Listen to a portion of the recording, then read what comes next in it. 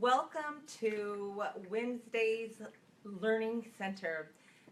Thank you for sharing your evening with me tonight. I was just mentioning to everyone that is here, we're getting dark so early, so it's like curling up and staying home is something that all of us want to hurry up and do. So thank you for coming here this evening. We're going to talk about how food can be your medicine and how it could potentially be your poison. And this is one thing that patients ask me all the time in regards to when they come for a lecture with me or they come for a meeting, is that, what should I eat? It's like the most $1 billion question. And what I tell everyone is there's no bulletproof diet. Honestly, there really isn't. And so when patients that come to me in regards to any kind of immunity issues, it really depends on their chemistry, it depends on their blood work, and so everybody is unique unto themselves. But what we're going to do tonight is just give you a real roundabout in regard to some of the tools that we can use to make sure that we can create a vibrant lifestyle. Come on in, welcome. So food is really our medicine. It really communicates to every single cell in the body. And so again, it's just not a calorie, it's a messenger.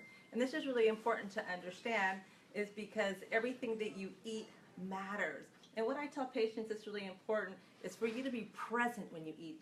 And obviously we have signs. If we eat something and we get bloated or we get gassy or we feel lethargic and have to take a nap, well obviously those foods really weren't beneficial to us. So it's really important that we stay present with how we feel after we eat a meal.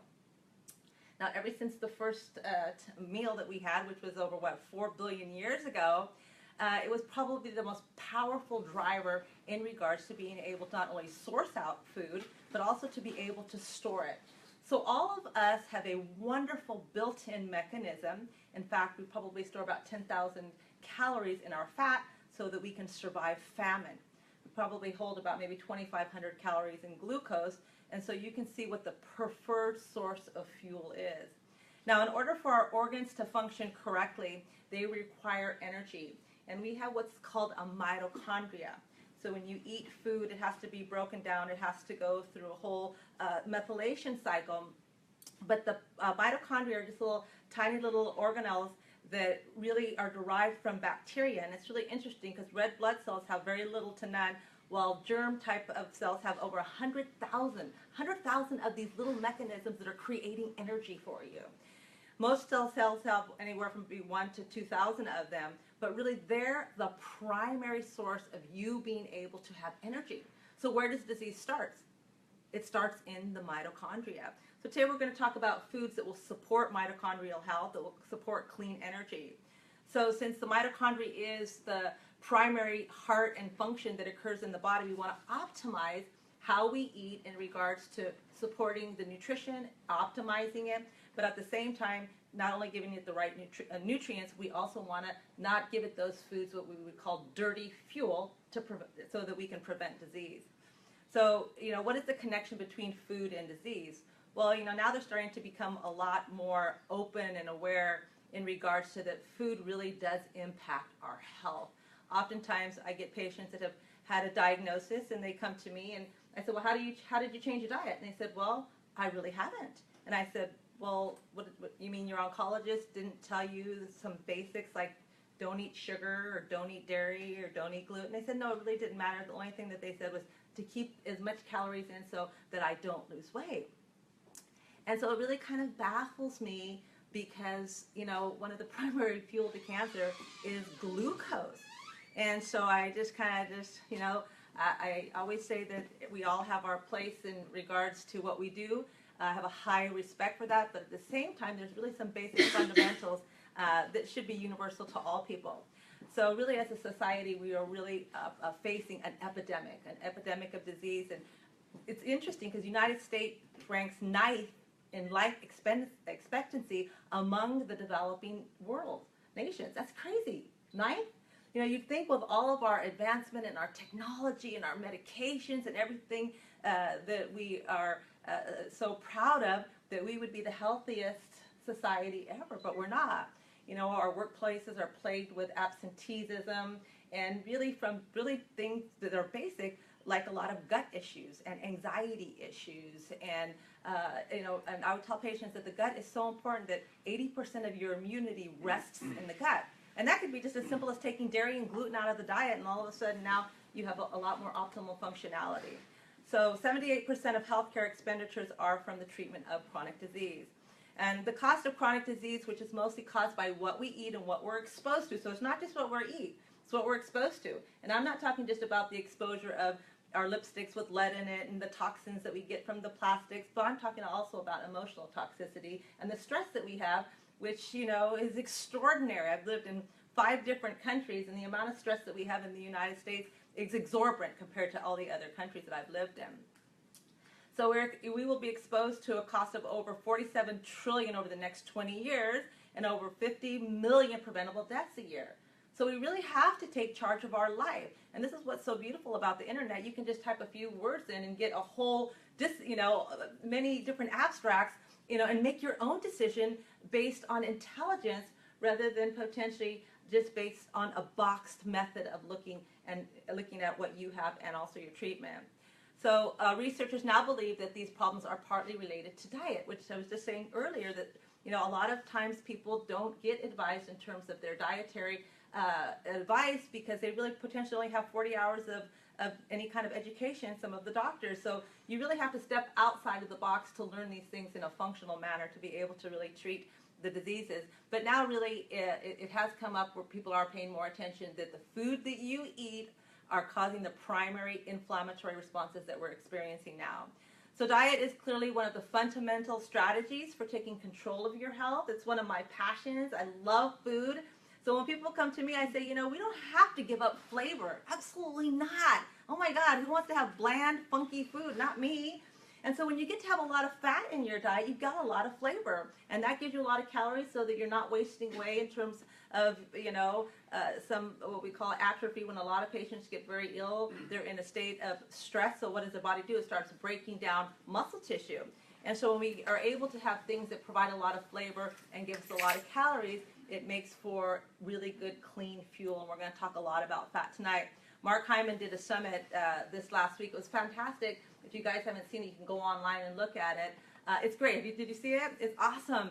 Anyway, there's about 30 different doctors, and it's all about fat and the importance of fat. And of course, for how many years have we heard how terrible fat was? Get it out of your diet. Don't eat eggs. The cholesterol is going to clog your arteries. And now we're finding out it's the cleanest fuel for your mitochondria. So that's pretty cool. But it's the right kind of fat. It's not the adulterated fat. So we'll talk about that tonight.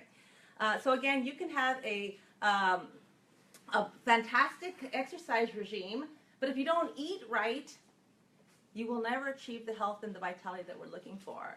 So providing the right nutrients is really important, and unfortunately we live in a day and age where our soil is deficient of its vitamins and minerals. So when people ask me, do I really have to take these vitamins? Gosh, I eat this, I eat that. And I go, well, you'd have to have pounds and pounds and pounds of these vegetables to get the nutrients, because what we had 50 years ago is not what we have today.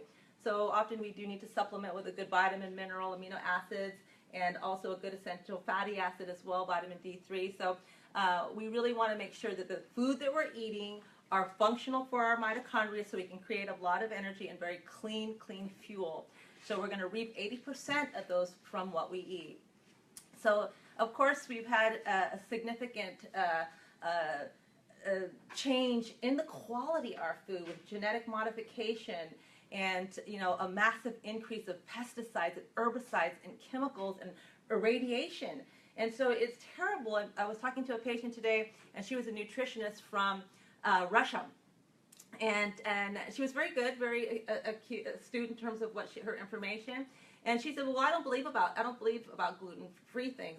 I think that's kind of false. And I said, well, it's interesting you should say that, because the gluten in Europe and the gluten here are completely different. In fact, the gluten we have here has actually 5% more protein that our body it doesn't even know what to do with. So automatically that's going to create an inflammatory response because of the genetic modification. And so that's one thing that, like when I went to Europe, when I asked for gluten-free things, I didn't have any gluten-free anything. But when I said, well, do you have gluten-free bread? I said, no, well, everything's fresh here. We don't have any GMO here, So I thought, well, this is interesting. So for me, I don't do anything gluten, but every time I travel, I always take a product called Glutenza, which basically will help to block any, if I take any gluten, unaware of. You know, something could be dusted with a little flour, that it binds to it, and so I don't have a reaction in regards to that. But I was enjoying the breads over there, and I did not have a single upset at all, okay? And so, you know, it is different. The quality of food that we have here, we still do GMO. China doesn't do GMO. The Soviet Union doesn't do GMO. Europe doesn't do GMO. Mexico doesn't do GMO. What is wrong with us? It's crazy. So we really have to pay attention and not buy these foods, so that as consumers, we're really, you know, kind of heading what the grocers are going to start ordering. It's very important. I mean, I go to really kind of normal grocery stores now, and I see gluten-free this and gluten-free that, and I even see the things that aren't gluten at all, gluten-free, and I'm like, wow, this is a great advertisement for people, right? Because, you know, it's now a coined word. So our goal is really to eat an unadulterated food, and of course, anything that's packaged, you got to read it. And again, if it's got a super long list of things, you just put it down and avoid it, because it's not going to be, you know, it's going to be adulterated in some way. So of course, you know, our quality of food has changed. Even fish was the healthiest in terms of its DHA, good omega-3 essential fatty acids. And now, you know, the ocean is so polluted, and it's just, oh gosh, you know, you can have too much mercury now, and if you're at all slightly mercury toxic, the overload of this can, you know, bear really significant health challenges in terms of the mitochondrial function, in terms of your ability to make energy. And so, of course, I say the smaller the fish, the better. The wild only, no farm raised at all. You know, your salmon, your sardines are fantastic. You know, BPA-free cans. I love using anchovies in salad dressing, roe to put on things. You know, any small water fish is going to be really, you know, important to utilize. And at the same time, we all love sushi, right? And so at least when you go out to sushi, I tell patients, take some chlorella, take some zeolite, take some selenium, something to bind those heavy metals, so that the once in a while that you do things, because nobody's perfect, I'm not perfect, you know, we're all going to enjoy certain things, but at least we want to be educated enough to know what to do so that we can absorb the excess toxins that we are getting in our foods. So unfortunately, you know, even our water is contaminated, and this is really interesting. I thought, wow, this is amazing. 73.9% with 750 million people don't have good drinking water. So do you know how lucky we are here to have choice, to have filtration system? I mean, of course, all of you here know that you should not have tap water. The chlorine, the fluoride, I mean, every single chemical you possibly can imagine in medication is in your water. Even bathing with the water is toxic. And so, again, you know, we have to really pay attention in regards to how we utilize water. And of course, we're all in a water shortage. So when I'm cleaning vegetables, I do it in a pan, you know, put a little grapeseed extract so that I can kill the critters off of it. And I take the pan and I take it outside and I dump it on my plants because I'm not using any toxic materials to wash my vegetables or even to wash my dishes. So why not, right? And so again, what is the best kind of water to have? And so you can have, you know, reverse osmosis, you know, which has a tendency to take all of the minerals out. I always want to test my water, so whenever I get a filtration system, I have a water guy come out really to test and see what the pH of that is. Distilled has no minerals at all. We don't recommend drinking distilled water on a day-to-day basis. We might utilize it for specific detoxifications because we want it to be a carrier for, you know, some sort of a protocol that we do, but not on a regular basis. I love ionized water. I think it's fantastic. It's actually alive. And then, of course, artesian wells and high mountain spring water is awesome.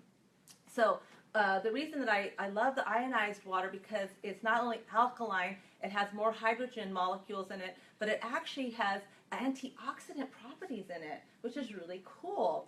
And so antioxidants, what they do is they support any kind of free radicals you have, so they're what we call free radical scavengers. So an ionization filtration system is really the best to have. And it was really interesting in the study. I thought, wow, this is really interesting. 40,000 chickens were tested and given their normal feed with ionized water and normal feed with just basic, you know, regular water, or, you know, I would say more toxic water. Okay, it was tap water. And it was interesting to discover that 34% in 2 months had lower blood sugar levels, and that after 15 days, those chickens that had cancer, they had a 50% reduction in tumor size. So again, we know that cancer likes an acidic medium. So anything that we can do to create more alkalinity, whether it's with our foods, eating lots of live food and vegetables, or drinking really clean water, is really, really important to our vitality and to our survival.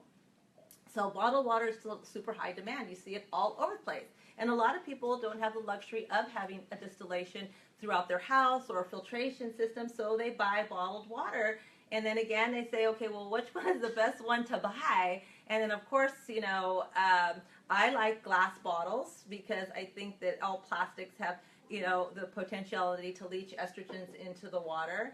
But it was interesting. So you kind of want to think to yourself, you're not only looking for the purity, you're looking for the pH potential. Now, another thing that patients ask me is, do I have to drink pH water all the time? No, you don't. I mean, you have to drink a good stable water that's at least neutral at a 7.4. Having alkaline water as part of your diet is fantastic. Do you have to have it at all throughout the whole day? No, you don't have to. So again, you can source out good tasting water that's cost effective. But again, we want to make sure that the brand scores high. And it's interesting because the Environmental Working Group, they did this testing, and so they had all of the corporations that were producing all these water to try to get in their stats in terms of the cleanliness of the water, and like 75% of them refused to even participate. So what does that got to tell you? Right? That what they're putting in that water isn't really what they're saying. But it was interesting because these couple of them came up very, very clean. And this is Nestle's Pure Life Purified Water, Gerber Purified Water, Penta Ultra. And so again, you can always go online and look at the, EWG report to see, what are the better bottled water. I personally like Mountain Valley Spring Water. I love that water. We have Mend water here. And so those are all good pH of about, I'd say, anywhere like probably about a 9, and they're awesome. So again, we don't want to have anything in plastic. We are a plastic society. Everything we get is in plastic. Everything, right? So again, we're not going to be able to get away with it, but we don't want to have our water in plastic. I use a nice big metal water bottle, and it's great because this is 44 ounces. So I know if I have managed to get 2 of these down, I'm at least going to be in a state of hydration, which is essential. You have 3 times the amount of lymph fluid that you do blood. That's how important water is to you. And so, again, it becomes the purification of the lymphatic system as a shower to clean out the impurities of the body. So it is essential. So we want to stay clear away from plastic with their BPAs and their PPDEs and all the letters that go along with that. But some of the safer ones, if you look on the bottom of the plastic waters, are 1, 2, 4, and 5. Again, if you're going to have one, at least go to one that's not going to be, in a more toxic state. So how about the minerals that are in the water? So reverse osmosis takes the minerals out of the water. So then, minerals are really important. They're so important for the conductivity of every single electrical current that happens in the body. And so, good examples, are going to be the natural spring water, the artesian waters, and also a lot of times we have little hydrogen pills that we use. It's called, I think it's called hydrogen H2O, and can't remember exactly what the name of it, but it's fantastic. All you do is just drop this little pill in the water. It gets effervescent and bubbly, so you got to keep the lid on, but it actually has an extra hydrogen. It's called active H2. But it's wonderful. So if I have a water, that potentially doesn't have the pH I'm looking for, and it's not a wetter water so that the cell membrane can absorb it better, I'll just drop that little pill in there, and you're going to have an extra hydrogen molecule, which is going to make it a more alkaline water, a more usable form to utilize with more minerals in it. Very important. It's also known as molecular hydrogen. Yes, exactly. Molecular hydrogen water, right. So while, again, what we want to really know is what is essential and what is not. Okay, this is really important so that we can kind of just, go right down and just say, these are essential for life. These are not. It's not oftentimes that when I look at food, I tell patients, okay, depending on the treatment that we're looking at, these are treatment superior.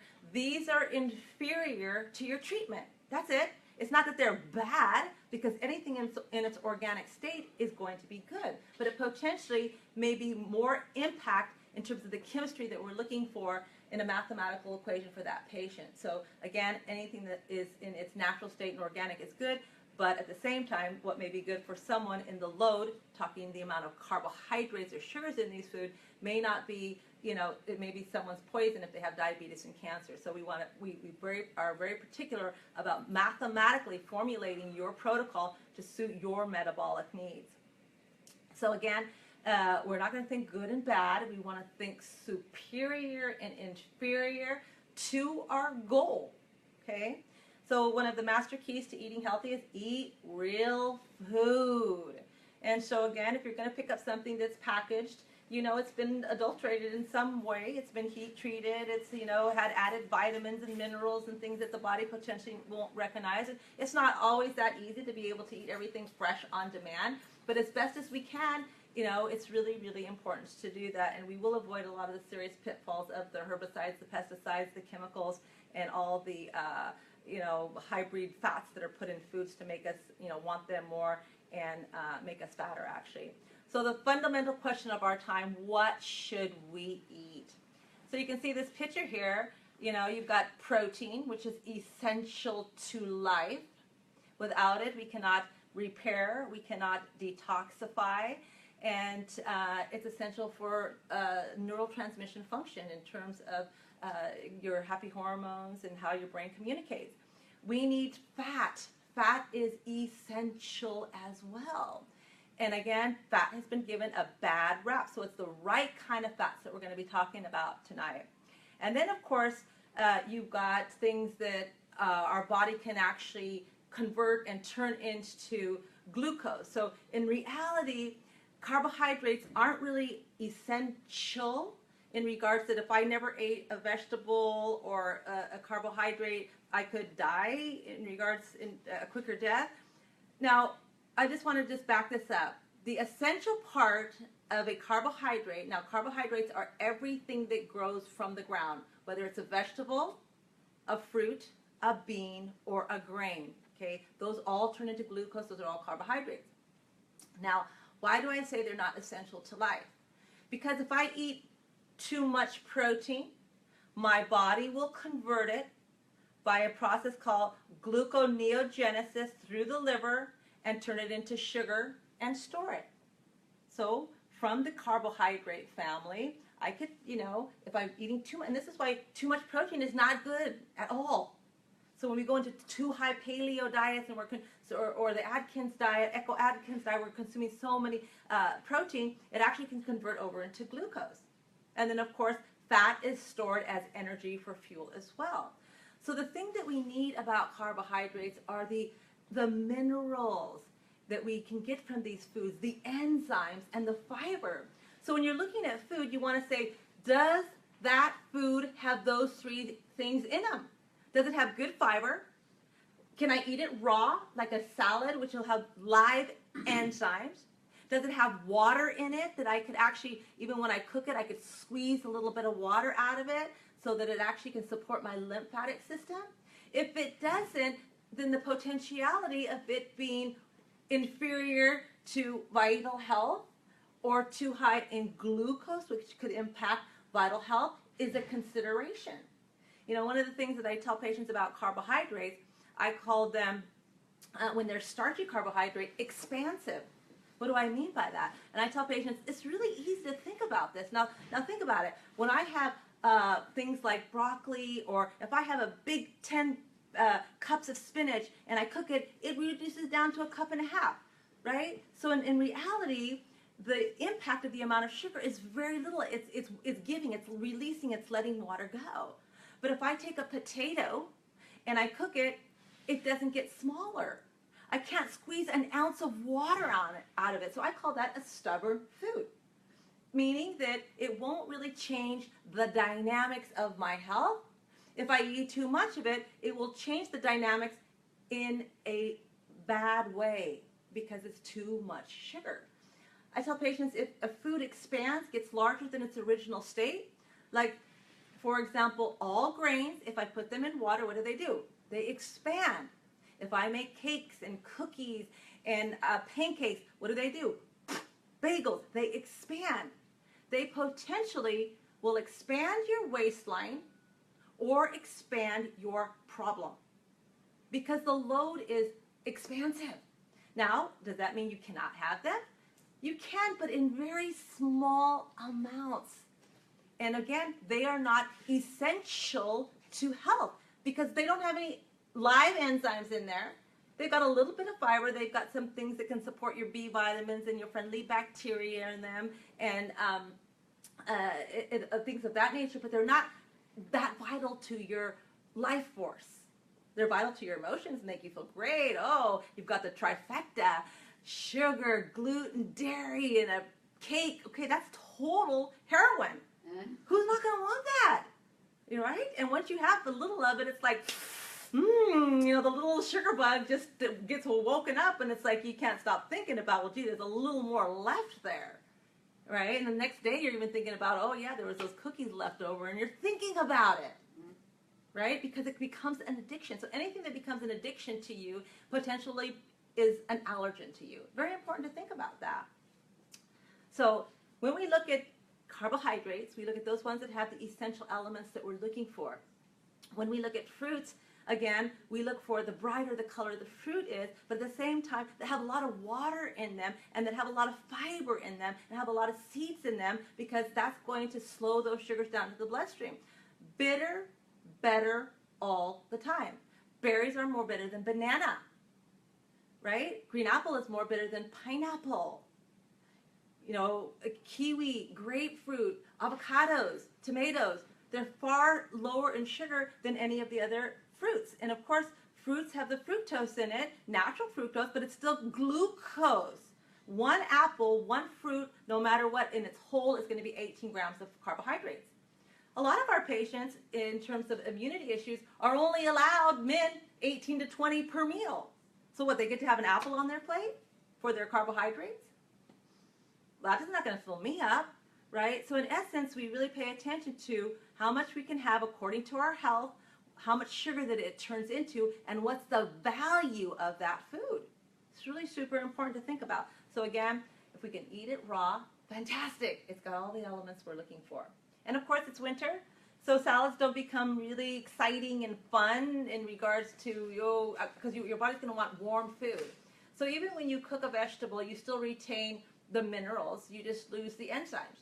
So again, I love soups because soups are very filling. They're watery. You can put, broth. You can put any kind of vegetable in there, like celery and zucchini and leeks and green beans and baby bok choy, and make a fabulous soup with some chicken in it and feel extremely satiated. And you're still very, very, very low in sugar. Okay, so all of these diets have their benefits, honestly. And as I said, there's not a one-size-fits-all. So it really depends on the patient and what their needs are. And so again, the Echo Atkins or high-fat, high-protein, we know that high protein can turn into glucose. We know the wrong kind of fats can cause oxidation and cause you more free radical damage. Okay, we know that the paleo diet, if you eat too much animal protein, again, similar like the Atkins, can also turn into excess glucose. And then the ketogenic diet, some patients don't, thrive that well, especially women, because it stresses out their adrenals and their thyroid. So we have to create a very clean little balance. And tonight I'm going to kind of share, what that balance might look like. Vegetarian, pescatarian, all the way down to a vegan diet. So how do we bridge that gap between the two extremes? You've got the keto paleo and you've got the vegan. Okay, those are two distinct camps. And I really, really enjoyed, I love reading Mark Hyman's material, his books and so forth, but he's coined a new word, and I thought it would be very appropriate. It's called pegan. Paleo and vegan together. And I thought, well, that's really quite interesting, so I started studying some of his stuff, and I'll share it with you. So kind of look at the food paradigm that we're looking at now. So the new food paradigm is you've got to have that good essential water, you've got to have your phytonutrients and your vegetables and your minerals, and then you've got to have some good proteins and really good healthy fats, and then the fruit or the least amount with the highest amount of sugar. And you see on this new paradigm, there's no grains on here, there's no dairy on here, there's no beans on here, So this is quite interesting, right? So you can look at all three. So what we say, what do we want to do is we want to glean the best out of all of these and make a really healthy diet depending on what we need. What a cancer patient might need and what someone that has already vibrant health may need might be two different things, but similar, just the ratios will be a little bit different, and we potentially will have a little bit more flexibility for those that don't have an immunity issue. And so we'll talk about that. So here, so how do we make sense of all of this? And again, try to bridge that gap between the paleo camp and the vegan camp. So here's Mark Hyman's food pyramid in terms of his vegan diet. So you can see the non-starchy vegetables. He likes about 75% of his diet in the plant kingdom. Then you've got healthy fats and protein, and so you can kind of see here on the side what he captions. And so I do agree fully with him as far as, you know, a healthy person should be able to have an unlimited amount of non-starchy vegetables. So think of the things that are most healthy are all going to be the cruciferous family with all the sulforaphane, all the broccoli and the Brussels sprouts and the cabbages. Those are all fabulous. Can mop up estrogens in the body, and then all the things that, you know, all your lettuces and your asparagus and your eggplant is a nightshade, so a lot of people don't do that. So depending on their health and so forth, but those are fantastic. Let the majority of what you eat be those foods, whether they're cooked or they're raw. I agree with them 100% on that. And then as far as the proteins, again, we're always going to go to grass-fed. We're going to go to free range. Wilder, the better. The buffalo, the bison. I mean, I love having some animal protein in my diet, but do I need animal protein breakfast, lunch, and dinner? No.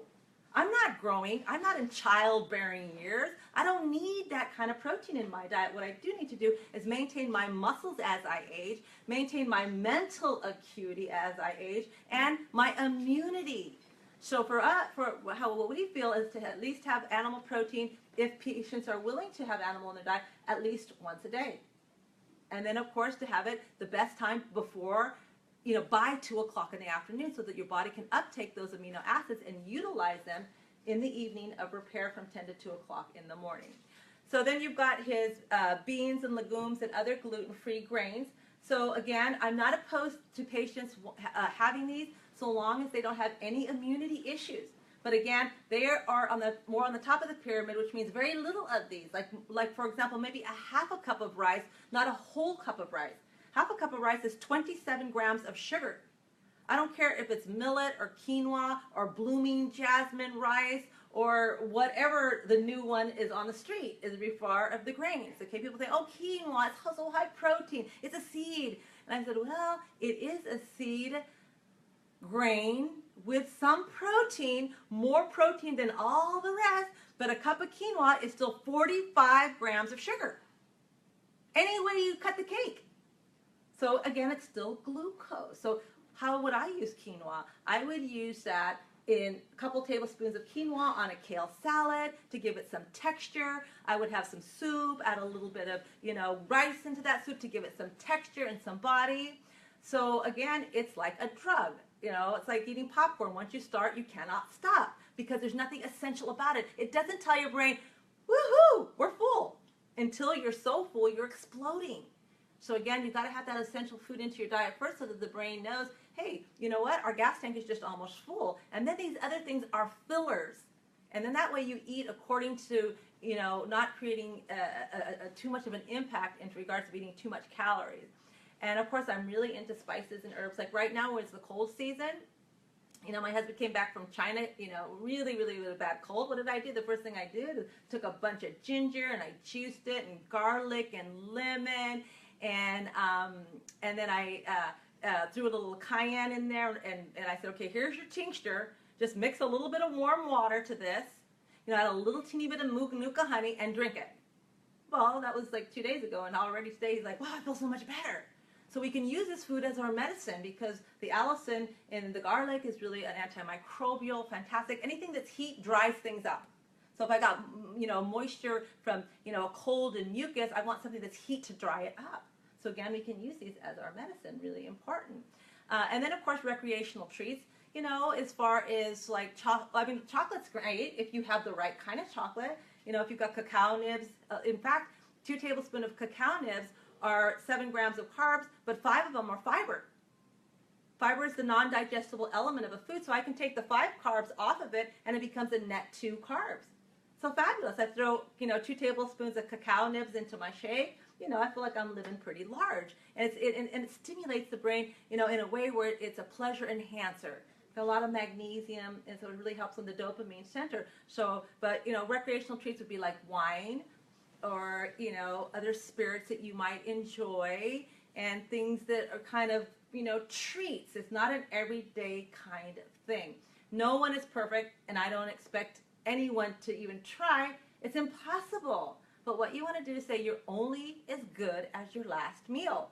So if I blow it in one meal, I fix it at the other. I just don't take it as this, slippery slide, and there we go for a whole weekend or a whole week, and all of a sudden, okay, we haven't gotten back onto our game, and we're feeling all of our aches and pains, and we've eaten gluten, our stomach hurts, and our joints hurt. No, okay, well, we blew it one time, we bless that food, we move on, and we get back on track. It's just as simple.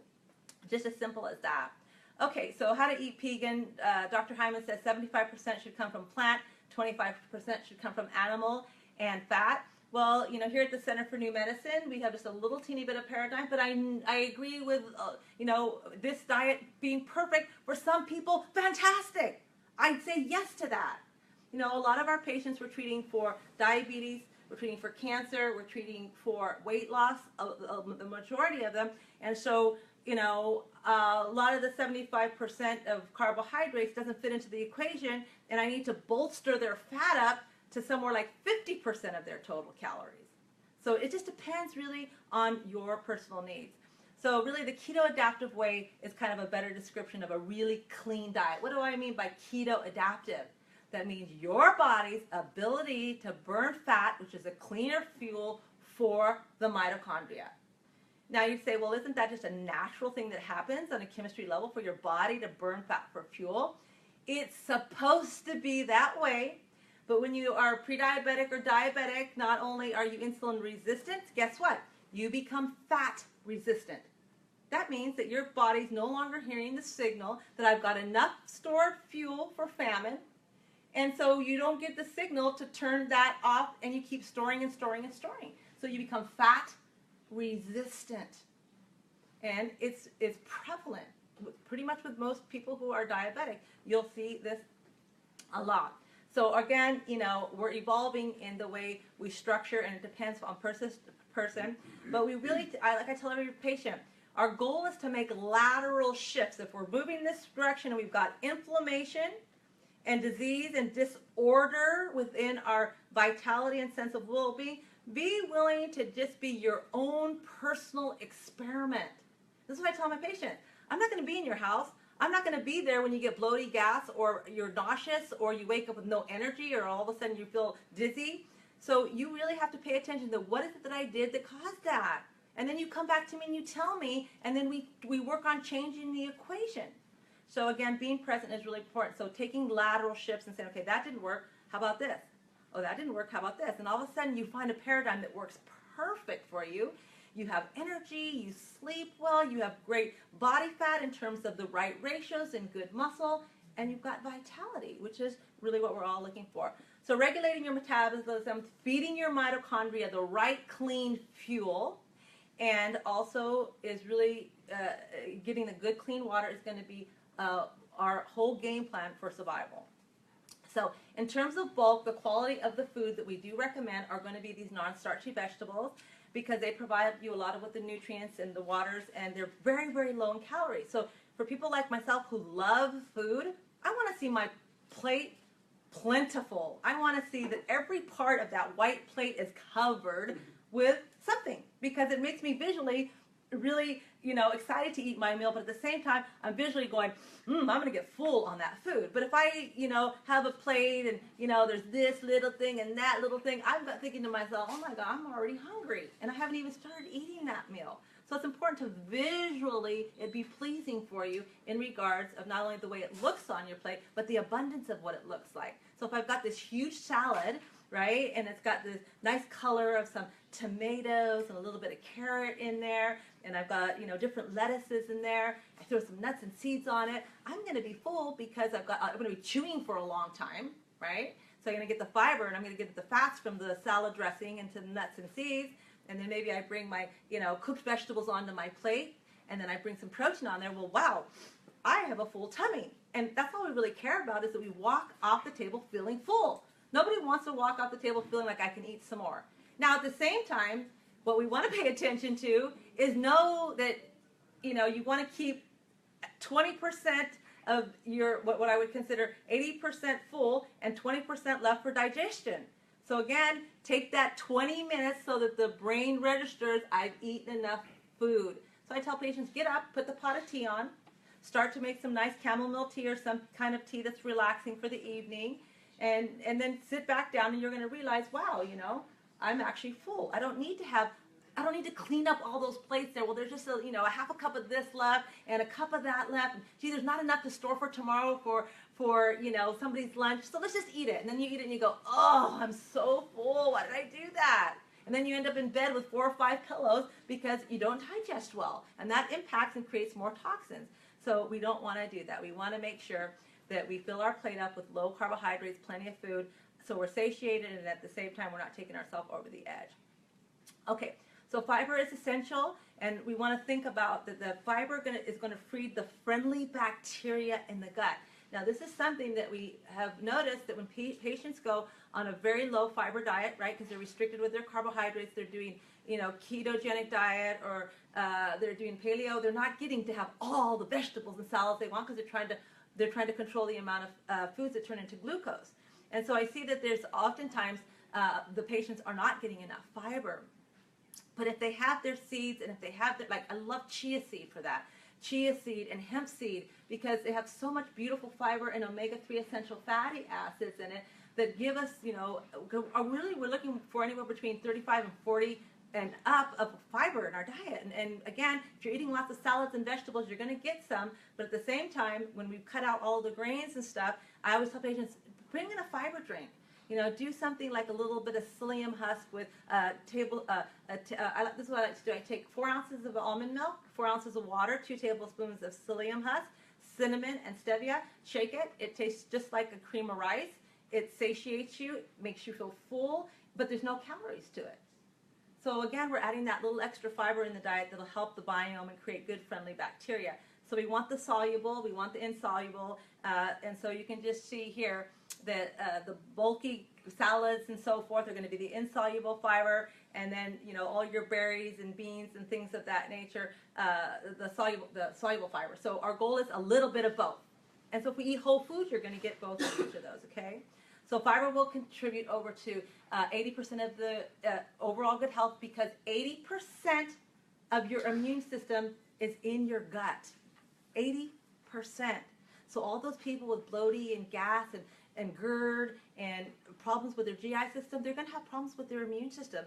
I mean, leaky gut is so ridiculously prevalent. It's crazy. And then what does that cause? It causes autoimmune disorders, because you have all of these foods that are out into the bloodstream, and that the immune system begins to attack them. And now we're allergic to absolutely everything. And now we've got Hashimoto's, and then we've got adrenal issues, and we've got all of these problems, lupus, things of that nature. So again, a healthy gut.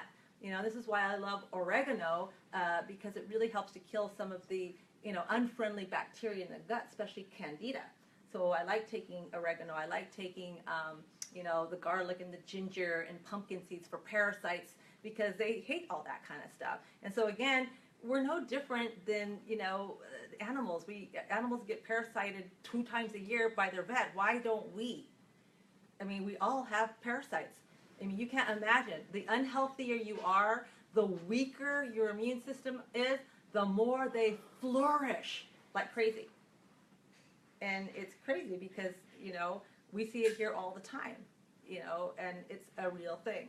So again, we want to feed the friendly bacteria by giving it a good amount of fiber. Okay, so again, it has all kinds of good functions. It sequesters cholesterol, it makes you feel full, it improves insulin sensitivity, inflammation, and can reduce your risk of cancer, especially colon cancer.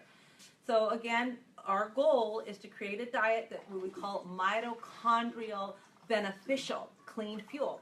So we really recommend up to 50% of healthy fats in your diet. Now the standard is 30, we probably get 80 of bad fats in our diet. But we'd say at least 50% of the calories that you should consume should be a fat. Now, depending on the patient, if a patient has cancer, we have them on a very, very low carbohydrate diet. We might bring that patient up to 60 to 65% of their calories in fat. But we're not talking about normal fat. We're talking about fat that is unadulterated. What do I mean by that? That means it's not heated. So when I cook, what I do is I do coconut spray. Okay, I get it, so that things won't stick there. If I want to add a little bit of chicken broth to it or vegetable broth to it to give it a little bit of moisture, or I'll steam them or I'll bake them. Then afterwards, my vegetables, I will pour some nice olive oil over the top and my little herbs on it, or at the very end that I'm cooking, I pour a little bit of oil on it. That's oil my body can use. We have such a discrepancy between the omega-3s and all of the omega-6s and 9s because everything that is packaged is ton of the 6 and 9 omega inflammatory oils. They're all of the vegetable oils, the canola oil, the safflower oil, the peanut oil. Those are terrible. We cannot eat those oils. So you want the coconut oil, you want to have the olive oil, and I like avocado oils, and I'll do walnut oil, macadamia nut oil, Malaysian palm oil. But again, the less you heat these oils, the better they are in terms of utilization for good, healthy fat. I love coconut oil because coconut actually doesn't even need bile to be broken down. It goes to the liver and immediately is utilized for fuel. So it helps your body to burn fat because it allows for the body to be in more of a ketosis state, keto adaptive. Keto adaptive means that I'm able to eat a meal, okay, and then when insulin is out of my blood and my body gets the signal that I need more calories, I say, oh, I'm hungry, all right? Now then my body is going to do one of two things. It's going to go to the refrigerator or to the cupboard and get something to eat to satisfy that hunger signal. Or you can do something different, like drink some water and create a little bit of fullness, or have a fiber drink, right? And then what you can do is you can let your body be keto adaptive and start to go burn fat for fuel. That's what we want, because then you're putting a little bit of ketones in the blood to create better fuel for your mitochondria. So I love butter. I love grass-fed butter. It creates wonderful, good for the biome of the butyric acid. I love ghee because ghee is a defatted butter, doesn't have any casein in it. And then I tell patients too, besides all the nuts and seeds and things like that, and they can't go crazy, they can't have tons and tons of that either, to sprout them so they're more usable in terms of digestion. But I do tell patients that if they can tolerate it, that organic whipping cream can be utilized in small amounts. If I took whipping cream and I continued to whip it, what would it do? Turn into butter. Okay, so again, if you notice on the back of a whipping cream, it says no protein and no carbohydrates. It's all fat. So I say that's fine. If you don't create any mucus or anything and you don't have any effect to it, you can use it as an enhancer, like a pureed cream soup, and add a little bit of cream to it. Or if you're making some sort of a gravy, add a little cream to it. And it really tells the brain, oh, I'm so happy and I'm satisfied. Okay, so quality fats is super important. And again, we want to choose our fats wisely. We don't want nuts that are not organic because they will be irradiated. If you can sprout them, you release the enzyme inhibitor in them, making them more digestible. And what I mean by sprouting them, I don't mean that you have to sit there and wait till they have a sprout. Sunflower seeds can do that nicely, but I just basically take the nuts and seeds, and my seeds, I'll soak them for 5 hours. My nuts, I might soak them overnight. And again, my seeds, what I usually do with them, if I'm not going to put them in the Cuisinart and make a seed cheese out of them, or something that's going to be a sauce, I'll spread them on to a cookie sheet. I have a dehydrator, so I can either put them in the dehydrator, but I tell other patients you can just put them on a cookie sheet, put a little bit of coconut amino acids on there, a little bit of garlic powder, put them in your oven at about 170, leave them overnight. The next morning they'll be crispy, they'll be salty, they'll be crunchy. Well, that's what we're looking for. We're looking for all the sensation of what our body's looking for, the crunch, the salt. If you're an adrenaline-driven person, you're going to want salty, crunchy things. If you're stressed out, you want salty, crunchy things. So again, if we provide those things, we get the satiety that we're looking for, then the body's not going to want chips, and it's not going to want popcorn, and it's not going to want these crackers that we so deliciously lean to when we are stressed out. So we want to avoid peanuts because they're really considered a legume, and they've got a lot of fungal on them. So I tell patients no peanuts, no pistachios, no cashews. We want to stick with the other ones. We like almonds because they're more alkaline in nature. And, you can have the other nuts, the macadamias and the filberts and, and things of that nature, but I'd say no peanuts. Cashews in very small amount, but they are one of the higher allergenic nuts. What about Brazil nuts? Brazil nuts are great for the selenium, fantastic, love it. But again, people OD, so really you want 5 to 6 What did you say? Brazil nuts for the selenium. Thank you. But those are awesome. But so again, you only need like 5 or 6 of those. We don't need a whole. Yeah. So yeah, they're big and they take a long time to chew. Okay. So then again, we want to talk about protein. So you can see that the Pegan diet on Dr. Hyman's is that 25% of his protein, which I do believe is a good ratio for people, 25%. So a lot of times my patients, if they've got kidney issues, I might give them 15. If they've got cancer, I give them 20. If they are healthy and they're not in childbearing, 25. So that is a good ratio in terms of how much protein that is still very beneficial to you. But we don't want to OD and go super high on the fat, on the protein, because it can turn into sugar, create a more acidic body, and cancer thrives on acidity, so we don't want that. Again, free-range eggs are wonderful. If people say, oh, you can't eat eggs, the cholesterol. I say, well, if you poach them, you soft boil them or hard boil them, you preserve the lecithin that is in the egg to allow it to break up its own fat. So I say if you're going to make scrambled eggs, you're better off doing egg white scramble, and then you don't, again, adulterate and oxidize that fat. So again, I tell patients if you want to have eggs, 3 times a week, why not? 3 or 4 times a week. It's perfectly fine. Pair it up with some avocado so you've got some good fat. Pair it up with some sliced tomatoes or some spinach, and you feel pretty great. Eggs are really substantial. They got that sulfur in them. They hold you over for a long period of time. So I like eggs a lot. And then again, we want to choose clean fish so we can get a good DHEA out of that as well. Grains, again, we want to think about a very small amount of grains, no more than a half a cup on your plate, and your grains really should lean gluten-free. It's important so that we have better digestibility and we don't impact the immune system. So I do like to have them, as I said, in salads, in soups, because I'm looking for the texture. I'm not looking for the aha of a big bowl of rice with veggies. I do lots of veggies and a little less on the rice. I like to food combine, so I don't do grains and meats together. I think it's, for my own constitution, it's hard for me to digest. So if I have grains, I lean towards a vegetarian meal. Like I might have a kale salad with some quinoa and hemp seeds and pine nuts in it. And that will be my meal. The hemp seeds and pine nuts will be my protein. The quinoa will be a little bit of the more substantial for kind of grounding me down. And then I've got some raw vegetables to that. So when I eat protein, salad, and vegetables. Makes for a very clean digestive system. Carbohydrates digestion begins in the mouth. And so again, they need 2 different mediums in far as acidic for animal protein, alkaline more for carbohydrate base. So I separate them. So I do that more for a vegetarian meal. So lentils, again, if we're going to look at a bean, they're the powerhouse of all the beans. They are the most alkaline, and at the same time, they're an expansive food, right? We put them in water, they get bigger. The beauty about lentils is the amount of fiber that they have in them. So remember, you can deduct the fiber from total carbohydrates, so the impact of the glucose will be less. So I like to use lentil, and again, in a soup with lots of different vegetables that are very low sugar, or lentils with tomatoes and cilantro, make it over a salad, which is really nice. But I use beans, those lentils, instead of an animal protein. Again, I don't put those 2 together. My principle as a food combining principle. So again, I say lentils are fine.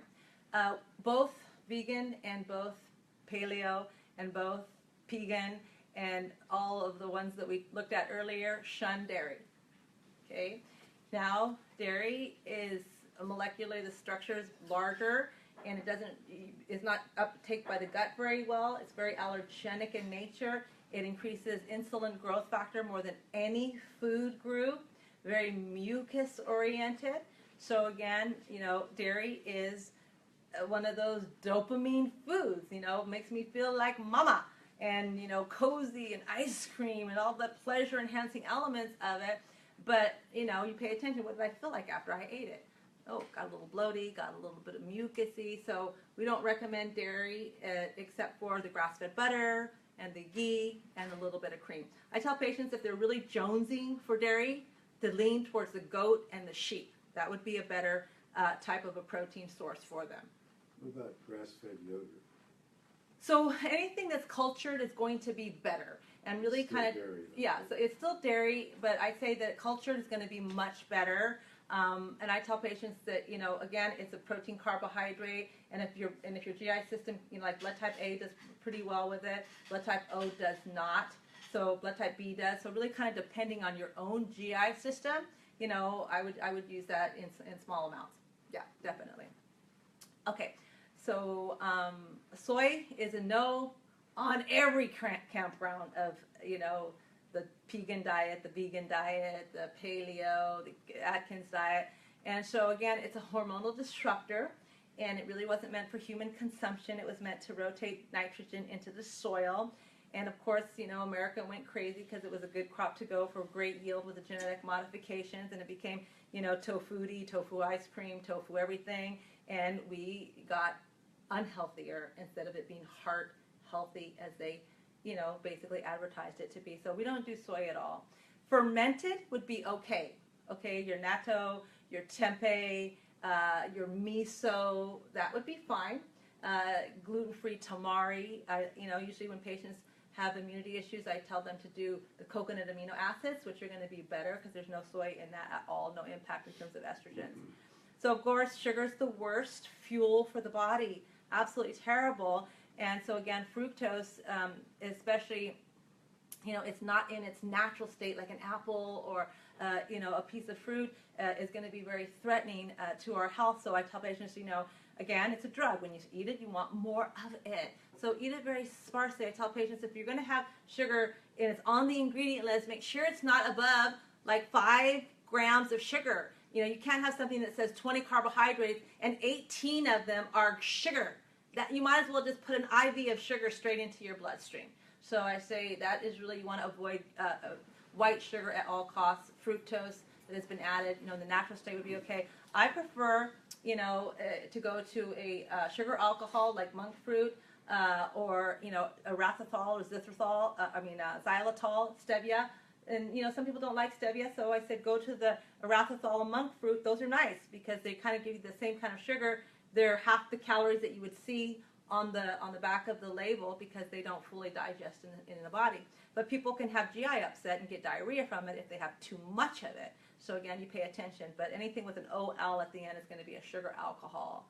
So again, this would be a really good clean day of eating. You wake up in the morning, you have your lemon juice and, you know, some water. I tell patients, you got to drink water first thing when you get up in the morning. Get your engine going. You know, don't put the first thing you're going to put in your mouth as acidity with a big old cup of coffee, right? And then now that it's winter, you know, some ginger, some, you know, lemon, and any, you know, little grapeseed extract just to kind of prevent some colds. But again, some protein, some poached eggs, some tomato, some avocado. That would be great. Some veggies. Then lentil soup with a side salad. You know, celery with a little almond butter for a snack if you need a snack. Then again, I tell patients if you don't need a snack, don't eat it. You'll burn more fat for fuel. You know, with the whole intermittent fasting aspect, you want to kind of just say, okay, after I eat dinner, I don't eat anything else so that my body has to use its fat for fuel. So again, the whole theory of eating every 2 to 3 hours so that you metabolically burn better is really a fallacy. If a patient is not thriving, you know, and they're in a cachexia and losing tons and tons of muscle, then I say, okay, we can eat every 3 hours when, you know, you eat and insulin comes out of the system and you're looking for calories, it's fine. But a normal healthy person should be able to go a minimum of 4 hours and not have a glycemic drop. Otherwise, you have unstable blood sugar.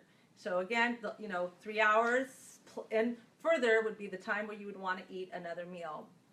People eat dessert at night and it stops their ability to burn fat for fuel. So again, what could I have if I'm really jonesy? How about some chia pudding? Or how about a fiber drink? I mean, like I said, I make myself a cup of tea every night. You know, a little bit of almond milk, a little bit of stevia. It gives me the sweet, it gives me the warm, it gives me some more feeling, something to fill my tummy a little bit more. And I realize I'm not really hungry at all. It's just an emotional hunger I'm looking for, right?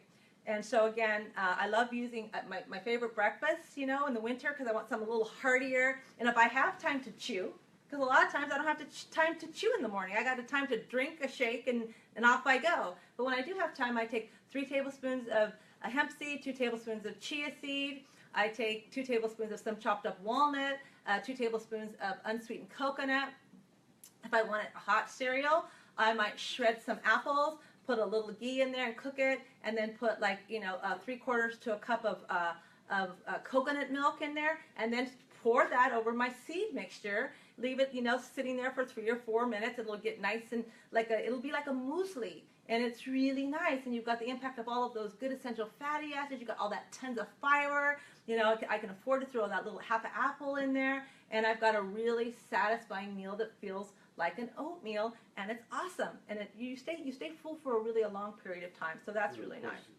What about all these packaged granolas and cereals that Yeah. low sugar? Is that good? Or? Well, no, because see, what you want to look at is you want to look on the back, and you want to look at the word that says total carbohydrates. That means total sugar when you've ingested that food and it breaks down. So when you look on the back of oatmeal, it'll say 1 packet equals 27 carbohydrates, and it'll say 3 grams of fiber. So I could take the 3 away from the 27, okay, and I have, 25 grams of carbs. But that's all it is carbs. Now, what can I do to make that meal better? All right? One, I could have a gluten-free oat that isn't in a packaged instant, okay, that you got to cook it for 5 minutes. And then what I can do is, instead of having a whole cup, maybe I take a half a cup, and then I add a couple of that hemp seeds and a cup for the protein, and a little bit of the chia seed to kind of pull it up a little bit. So I have, again, that kind of texture, but it's not the impact of all the glucose, and I've got the protein in it. A lot of times I'll just take my scoop of my protein powder, and I mix it in there if that's kind of what I'm jonesing for, something anchoring me down a little bit more. I just started eating cereal. I noticed my stomach's like... Yeah, it's just like, Go bloop, right? It's ready to burst. Exactly. And so again, that's really important to say, okay, I started eating cereal, and I noticed that my stomach is ready to burst. Okay, that's probably not a good breakfast. So again, if I'm really present and I'm really taking, some dominion over my health, I say, oh, that didn't work out very well, or like patients will say, gosh, I'm having a shake, and about 2 hours later, I'm starving to death again. Okay, so if you're hungry too quick, too soon, you're mentally alert, you didn't eat enough food. So we need to increase more calories in that shake. Maybe add some fiber to it so that it goes for a little longer period of time. Maybe throw some handful of spinach in there, some coconut oil in there. Impact it so that it's more robust. And so again, if a patient wants to have a gluten-free piece of bread, 7 carbohydrates, and you put some almond butter on it, boy, that'll anchor you down really good too with your shake. So people want to chew, especially in the winter, they want to chew. So there's nothing wrong with that. I love making vegetarian meals at evening because it's really easy to digest. So again, it impacts the liver in a positive way, so it doesn't create more stress in terms of its ability to utilize those amino acids, because it takes about 8 hours to break down animal protein to be usable fuel. So if I stop eating meat at 2 o'clock, 8 hours later, it's 10 o'clock at night, exactly when my body utilizes amino acids. If I eat meat at 6 o'clock and it takes 8 hours, that's 2 o'clock in the morning. That's when my body's not looking to repair, it's looking to break down. So what will I do with these amino acids? I will potentially lock them into undesirable areas. We call that locked protein. Joints for arthritis, potentially tumors for cancer. So I tell patients, if you're compromised, arthritis, you have cancer, don't eat animal protein at night. Okay? So calories can still add up. So again, don't OD on nuts and seeds. They've got phytic acid and they don't digest that well. So some, are great, but again, it's not, all the fat we can eat, keeps us full, because fats make us full, but we want to have it to be in balance. So again, if you value your health, you don't want to put these things in your body: trans fats, high fructose, artificial sweeteners, flavors, MSG, carrageenan, preservatives. I mean, everything has carrageenan in it. Everything. You're just like, oh my gosh, for goodness sakes, it's a cancer-causing agent. What is wrong with you people? And, even like vegan cheeses, I go for an almond cheese and it has caseinate on the back. I'm like, this isn't a vegan cheese. It's almond cheese, but it's got some caseinate in it. That's from dairy. So you've got to be a label detective, unfortunately, because what you see natural, what you see is almond cheese, potentially has other stuff in them. And so, again, I won't touch anything with carrageenan in it. And, so many things have it. And it's like, oh, man, I look at it, I'm like, oh, this looks good, this coconut, this and that. And I'm like, oh, carrageenan, oh, put it down. But I value my health, so I put it down. I don't need it. So if you want to eat and be healthy, honestly, go back to the way your parents used to live. Get into the kitchen. Go buy quality food. Come home and cook it. Put love into your food. Get a little passionate about, feeding your family and yourself the foods that are life-giving. So really the cure totally is in the kitchen. And again, a lot of people don't like cooking because they're tired and they've got home late and, it's just themselves and, it's too much effort and they got to wash dishes and all this kind of stuff. So I say, well, be prepared. Make something that you can have for 2 days. I tell patients, don't eat meat, the same meat, more than 2 days because you're going to get bacteria. But I put things in the freezer. If I make like a chicken soup or an albondiga soup, I might put it in little jars, stick it in the freezer so I can at least take that out and have some food that's going to be of good value to me instead of going, oh man, what am I going to eat? Okay, well, I'll just have this cereal or I'll just have this, 20-pound popcorn or, something to appease you, to fill you up, and then later, you're either going to pass out or not have very good energy in the morning. So getting in the kitchen will give you long-term benefits. You know what you're eating. So functional medicine, as we are, right, we're going to really focus on how food impacts your health. And again, we really want to address declining health with restoration of things that you're deficient in. That's why we do all these wonderful tests to find out what vitamins, minerals, amino acids, and enzymes you're deficient in. What antioxidant are you deficient in, so that we can support you not just with healthy foods, but potentially with some supplements that you might need. So don't be afraid to be different. Don't be afraid to be the person that says, do you have any gluten-free this or that? It's like people say, oh, you're one of those people. And I'm like, I guess I am, But, I'm going to be 60 next year, and I have just as much vitality as my daughter who's 25. So, well, the proof is in the pudding, so how you want to look at it, right? So here's the metabolic or the keto adaptive diet that I like to think about. So again, when I work with patients, it's not a calorie restricted diet. It's potentially, if I'm going to manipulate it, it'll be based upon your particular needs in regards to how I want to put your macronutrients. Again, so we are going to basically manipulate according to what it is that you need and the ratios that we're going to look like. Okay, so we're going to create a lateral shift. We will never leave something void. I won't take something out with putting something in, because nature hates void, and you'll put back what you took out if I don't give you something to put in. Okay, so you want to eat a protein-rich breakfast. That's usually best. Or if you want to be more keto adaptive, you can skip breakfast and maybe have your first meal starting somewhere around 10:30 in the morning, where you have the most digestive fire. Some people, do Dave Asprey's bulletproof coffee, which is butter and 2 tablespoons of butter and coconut oil and coffee. He calls that high octane brain fuel. And of course, the caffeine makes you not hungry, and then the butter and the coconut oil gives you some calories to run your fuel off of, so you're not breaking down any muscle tissue. But women, I think, need more of a protein base, so for their adrenal glands. So I say, a protein shake in the morning, a couple eggs in the morning, or, eat a late breakfast is fine and you're a little bit more keto adaptive. 3 to 4 ounces for women, 5 to 6 ounces for men. Again, we pay attention to what it is that we're looking at as far as their needs. Never eat after dinner. This is key, because if I want to burn fat for fuel, I want to be in a ketogenic state when I get to the time where I am using fat for fuel, which is at 10 o'clock at night. You burn the most fat calories between 10 and 2 in the morning based upon your needs in regards to your exercise. The more I exercise, the more my body's got to rebuild itself, so I'll use fat for fuel. 25% of your calories are stored, 40% of your calories are stored in your muscle. So if you don't exercise, you're not accessing 40% of the calories that you're holding in reserve. So it's very, very important to, if I want to have good thyroid function, if I want to have good delivery of human growth hormone, good repair, is don't eat after dinner and allow that time, 3 to 4 hours before you go to sleep, so you can be a fat-burning, clean fuel, metabolic, mitochondrial functioning machine. Okay. Eat 2 to 3 meals a day. So if patients want to skip breakfast and have a little, start their day off a little later, I say in the morning, drink tons of water. Have your lemon water and your ginger waters and your vegetable waters if you want. No problem. Just get into the detox mindset of it. But if you have hypoglycemia, if you have adrenal stress, you probably are going to want to have a little bit more protein in your diet. So again, allow 4 to 5 hours between meals to make you more keto adaptive. And again, when you eat a meal during 3 hours, you're not burning an ounce of fat.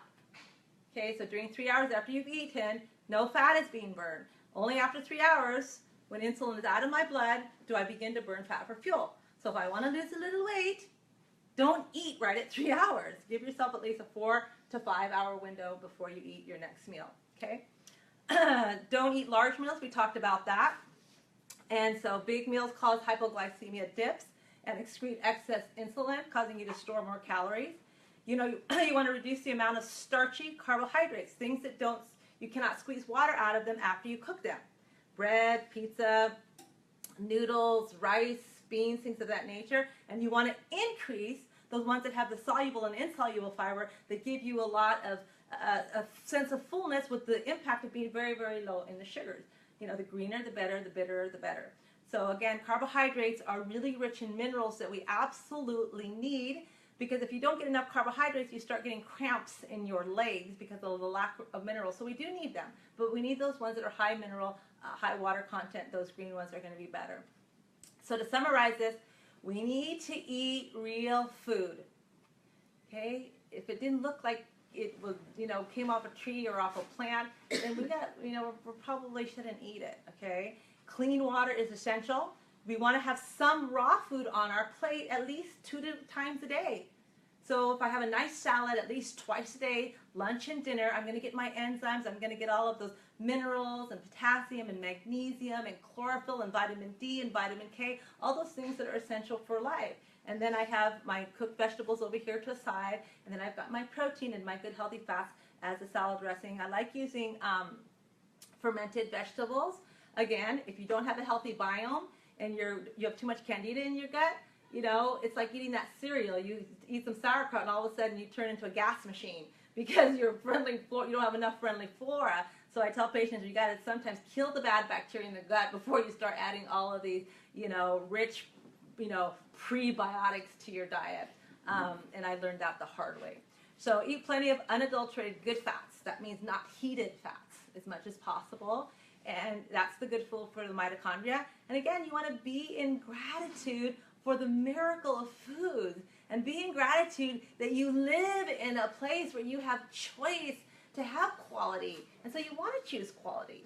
You don't want to say, oh, gee, it's expensive, And of course, the things that have a hard shell around them, like your avocados and your onions and, fruits like pineapples and things of that nature, those you can, get away with potentially not having it organic. The things that are thin-skinned, like all your cherries and your grapes and your lettuces and your tomatoes, you have to have it organic. I mean, bottom line is, if I go to a store and they don't have what I want in organic, I just don't eat it that week. Who cares? I switch it for something else. Okay, they got green beans this week organic, but, they don't have any Brussels sprouts.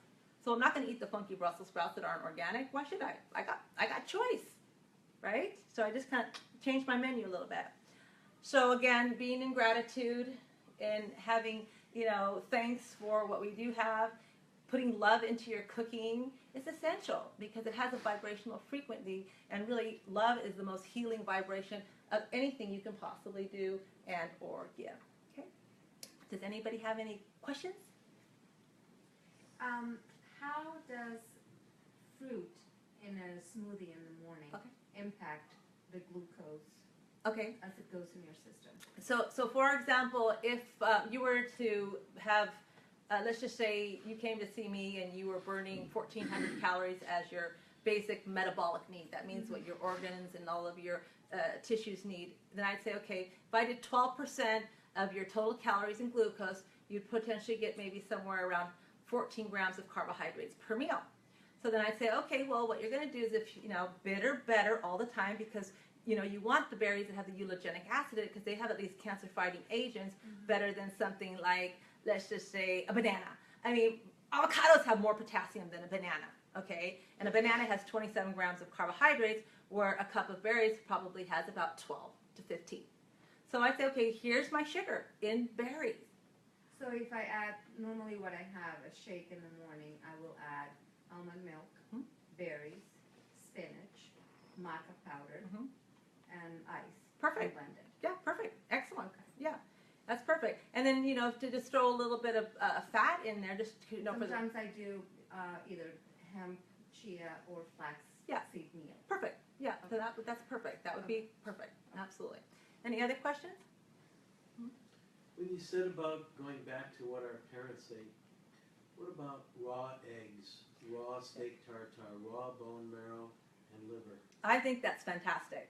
I mean, I'm a big fan of raw eggs, and how I use raw eggs is either in a shake or I make my own mayonnaise.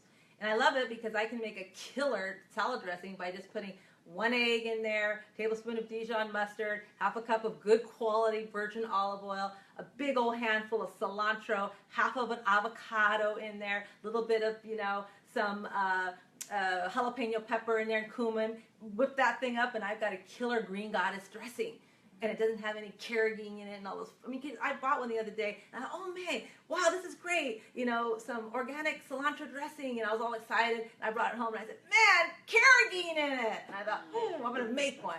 And so again, going back to the way our ancestors did, the bone broths are fantastic, full of glucosamine and minerals. They're just fantastic, and then again, if you get a good quality steak and, the tartares, I mean, like our patients who have anemia, we actually tell them to eat raw liver. I mean, it doesn't taste so good. You got to freeze it and kind of just, cut it really super thin with a little lemon on it. And so I absolutely, I think it's fantastic. So I like raw eggs. And how do you tell if a raw egg is fresh or not? Because people get freaked out. Oh my gosh, salmonella. So you just take the egg, you crack it into a bowl, and if it stays intact, where the yellow's nice and plump and the clear part is all nice and intact, it's a fresh egg. But if you crack it and it goes, throw it out. Okay. Any other questions? What about turkey? I love turkey. Turkey's a bigger bird, so again, it's going to be more free range, and it's not going to be treated like, inhumane as the chickens in their little teeny cage. I love turkey. So I use turkey. I'm a B blood type, so I mostly use turkey over chicken. I hardly eat chicken at all, and so I like it a lot. Turkey tacos, turkey burgers, turkey everything. Okay, any other questions? Nope, we're good. Okay, well, listen, thank you so much. I'm going to be doing, on Fridays, I do 30-minute videos on Facebook, cooking ones, and health tips too. And so you can tune in onto my Facebook, Liliana Partida.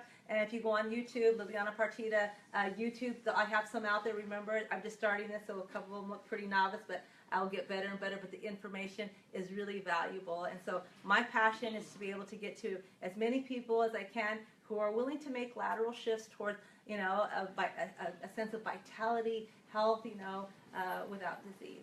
Okay, so thank you guys all for sharing your evening with me. Thank you.